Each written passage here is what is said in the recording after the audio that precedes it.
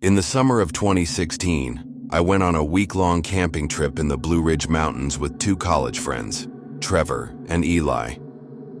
We'd done hiking trips before, but this one was meant to be special, a true escape. We picked a trail so remote, it wasn't even listed on most park maps. Just a faint old fire road that twisted deep into the woods before vanishing. It took us over 6 hours to hike in, 12 miles from the nearest parking lot. No ranger stations, no cell service, no people. Just endless trees and silence. The campsite we found was perfect. A small clearing beside a cold mountain stream, shaded by ancient oaks.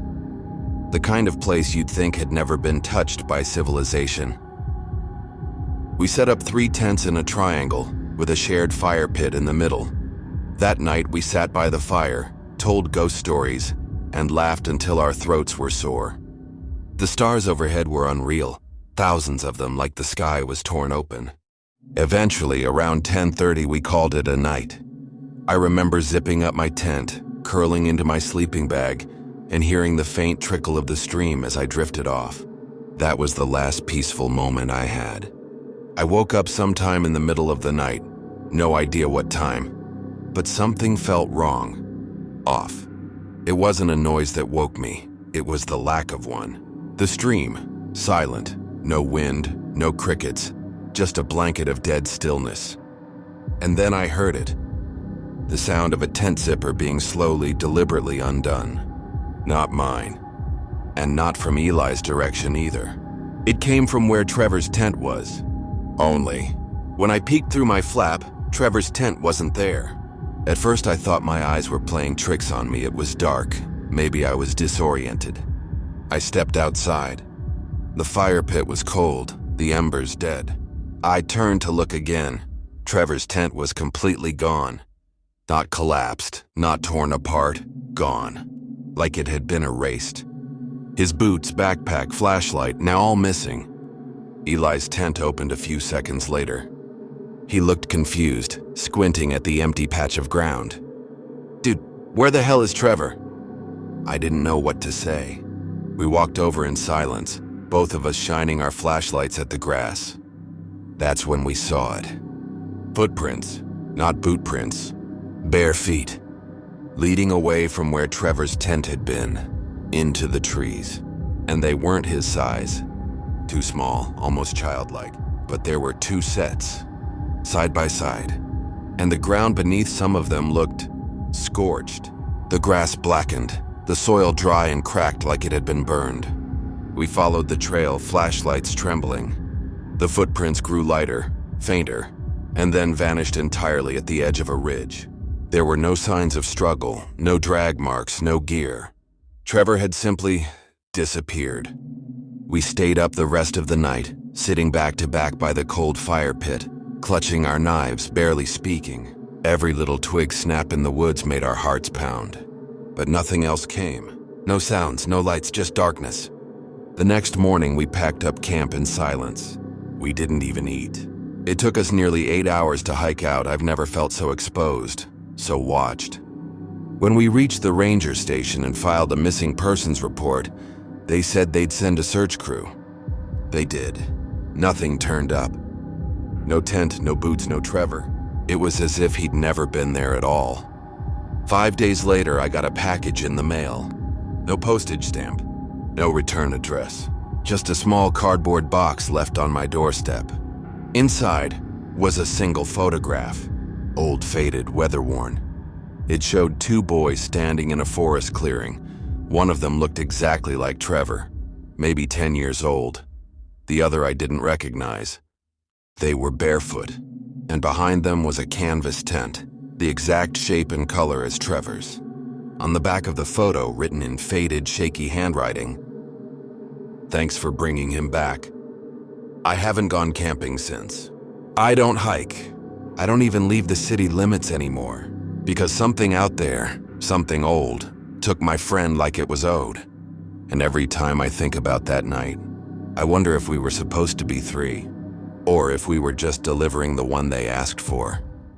We were 4 friends, old college buddies, who made it a tradition to go camping once every summer. No cell service, no distractions, just a weekend in the woods, drinking, hiking, and catching up.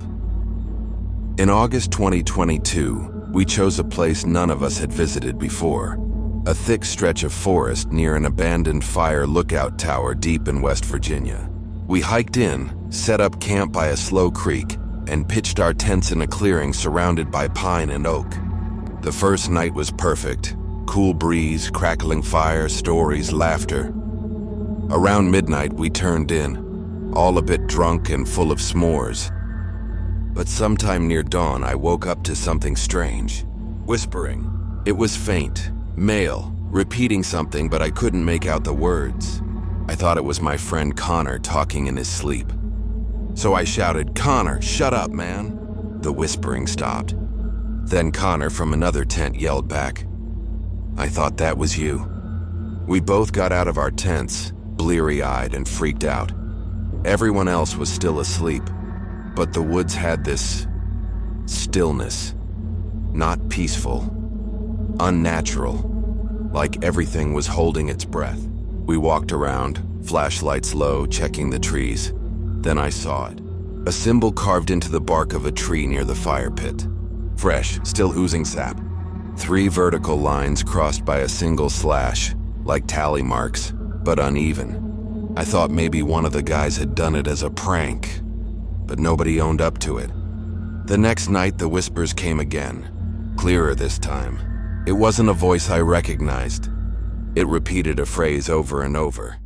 "We remember you." Each time it said it, it sounded closer, like it was walking through the woods around our camp. I stepped out of the tent, heart pounding, and found Connor already outside again, pale as a ghost. He pointed. The same tree now had 2 new marks beneath the symbol. Dripping dark sap, almost black. We didn't sleep. At sunrise, we found something worse. All 4 tents had been moved, just slightly, like they'd been dragged afoot in different directions, forming a rough square around the carved tree. And in the center, where the fire pit had been, someone had left a small pile of bones.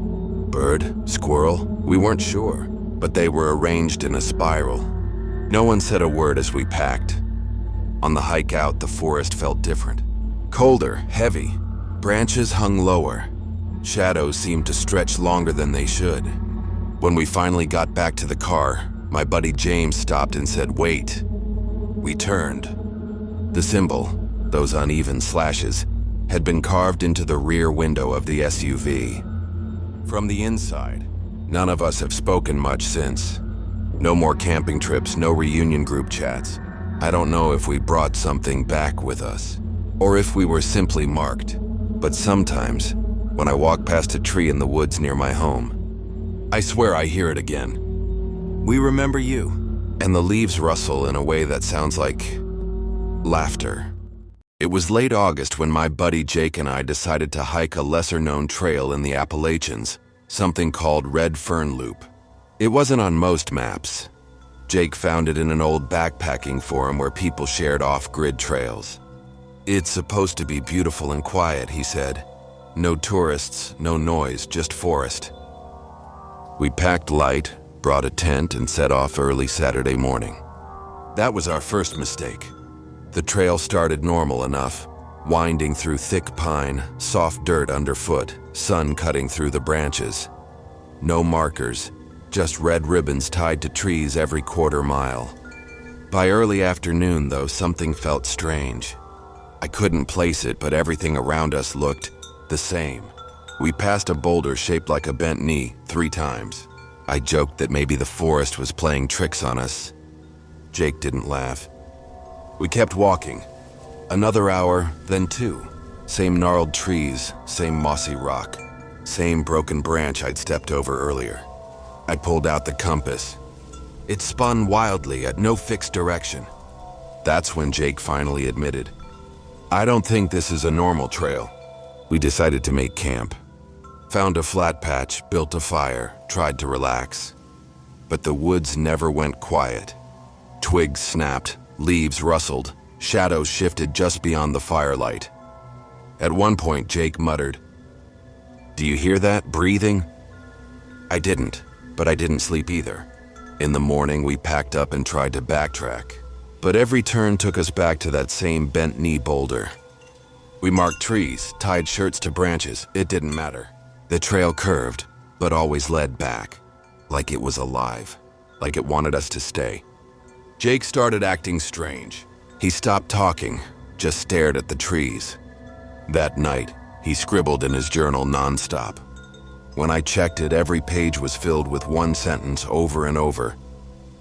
The trail loops back, over 100 times, written in perfect, identical handwriting. Even though Jake's real writing was a mess, I tried to snap him out of it, told him we'd leave at first light, bushwhack in a straight line until we hit something. A road, a stream, anything. He didn't answer. Just whispered, "You can't leave unless the trail lets you." I didn't wait. I grabbed the flashlight and ran through the woods. Didn't matter where, just away. I ran until my legs gave out. Collapsed. Passed out. I woke up at sunrise lying next to the tent. Jake was gone. No footprints, no sound. Just the journal, sitting by the fire. Still open to the same page. The trail loops back. Search teams found me a day later. They never found Jake. And they didn't believe a word I said. They said the area wasn't on any record. No red fern loop existed. Just a deep patch of woods that hikers avoid because too many go missing. I still hear it sometimes when I close my eyes. The snapping of twigs, the distant rustle of leaves, and Jake's voice whispering behind me. You made it out, but the trail remembers. If you made it this far, thank you for spending your night with us. If these stories gave you chills, there's plenty more waiting. Don't forget to subscribe to Night Fear Stories for new terrifying tales every single night. Sleep well, if you can.